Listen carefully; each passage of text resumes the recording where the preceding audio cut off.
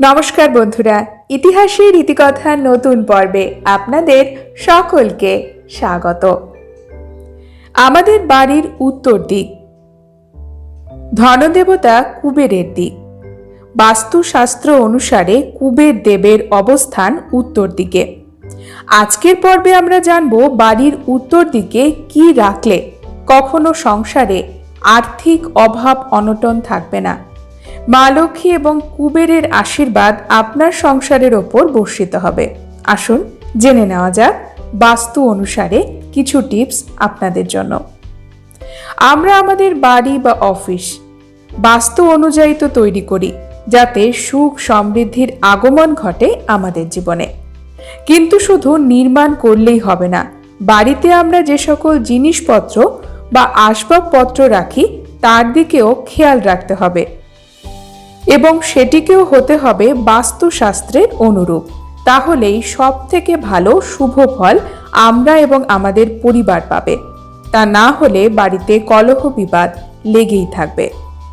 বাস্তুশাস্ত্র অনুসারে উত্তর দিককে অর্থের দেবতা কুবেরের দিক বলে মনে করা হয়। উত্তর দিকে কি রাখলে কুবেরের আশীর্বাদ লাভ করা যাবে?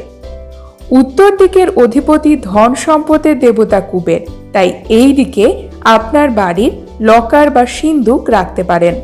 বাস্তুশাস্ত্র অনুযায়ী উত্তর দিকে লকার রাখলে কখনোই অর্থের অভাব হয় না।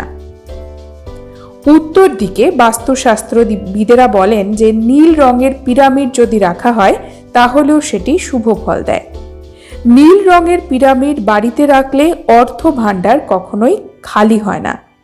যদি সম্ভব না হয় তাহলে বাড়ির উত্তরের দেওয়াল নীল রং করাতে পারেন। বাড়ির উত্তর পূর্ব দিকে গণেশ এবং মা লক্ষ্মীর মূর্তি রাখতে পারেন। আবার দিনে অন্তত একবার সেখানে কিন্তু প্রদীপ জ্বালাতে হবে। বাড়ির উত্তর দিক কখনোই নোংরা রাখবেন না।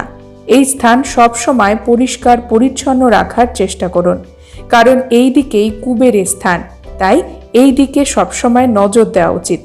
পরিষ্কার পরিচ্ছন্ন না থাকলে কিন্তু আপনার বাড়ির আর্থিক অভাব অনটন কখনোই ঠিক হবে না।